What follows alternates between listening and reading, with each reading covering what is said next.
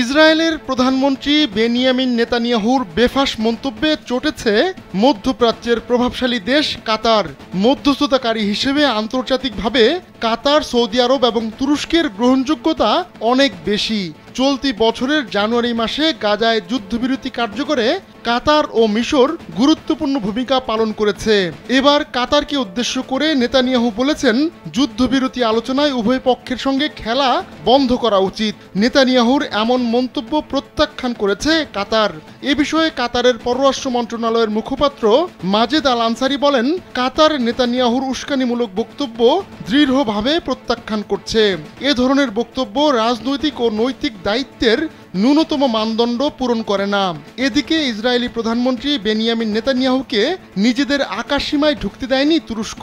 ফলে তিনি আজারবাইজান সফর বাতিল করতে বাধ্য হয়েছেন।